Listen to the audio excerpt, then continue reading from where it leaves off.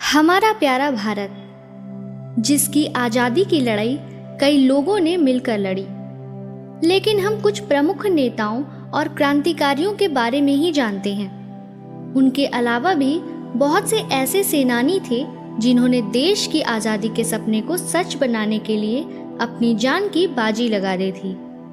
उनमें से कई देश की आज़ादी का सुनहरा पल देखने के लिए जिंदा भी नहीं रहे।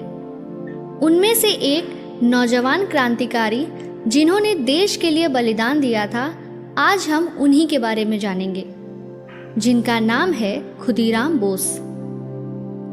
खुदीराम बोस की कहानी ऐसी है जो भारतीयों में एक साथ ही गर्व और करुणा दोनों भावनाएं पैदा करती हैं।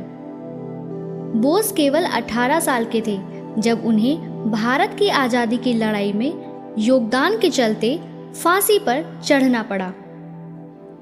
1906 में मिदनापुर में लगी औद्योगिक व कृषि प्रदर्शनी में प्रतिबंध की अवज्ञा करके खुदीराम ने ब्रिटिश विरोधी पर्चे बांटे थे, जिसके चलते एक सिपाही ने उन्हें पकड़ने की कोशिश की थी, लेकिन खुदीराम उनके मुंह पर एक जोरदार घूंसा मारकर साम्राज्यवाद मुर्दाबाद का नारा लगाते हुए भाग निकले थे।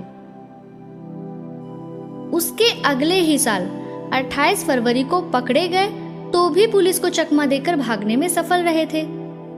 2 महीने बाद अप्रैल में फिर पकड़ में आए तो उन पर राजद्रोह का अभियोग चलाया गया था, लेकिन एक तो उनकी उम्र कम थी और दूसरे उनके खिलाफ एक भी गवाह नहीं मिला, इसलिए 16 मई को महज चेतावनी देकर छोड़ दिए गए। इसके बाद 6 दिसंबर 1907 को खुदीराम ने दल के ऑपरेशनों के तहत नारायणगढ़ रेलवे स्टेशन के पास बंगाल के गवर्नर की विशेष ट्रेन और 1908 में अंग्रेज अधिकारियों पर बम फेंके।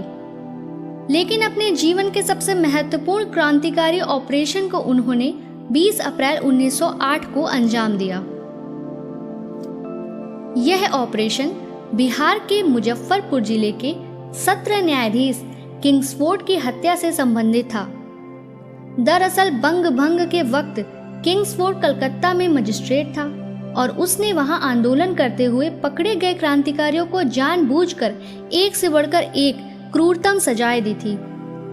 इससे खुश ब्रिटिश सत्ता ने उसे पदोन्नत करके मुजफ्फरपुर का सत्र न्यायाधीश बना दिया था। खुदीराम बोस ने अपने साथी प्रफुल्ल चाकी के साथ मिलकर किंग्सफोर्ड को मारने का प्लान बनाया और उसे मारने के लिए उसकी गाड़ी पर बम फेंका, लेकिन जिस गाड़ी पर उन्होंने बम फेंका उसमें बैरिस्टर प्रिंगले कैनेडी की पत्नी और बेटी थी। दरअसल किसी काम से किंग्सफोर्ड रुक गए थे और गाड़ी में नहीं बैठे थे। कार में मौजूद लोग मारे गए।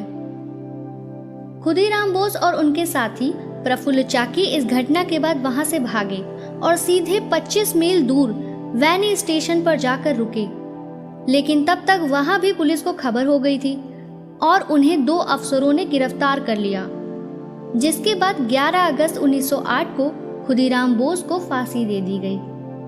प्रफुल्ल चाकी भी एक मुठभेड़ के दौरान मार दिए गए। आजादी के संघर्ष में यह किसी भारतीय क्रांतिकारी को फांसी देने की पहली घटना थी। तो ये थी हमारे नौजवान क्रांतिकारी के बलिदान की कहानी।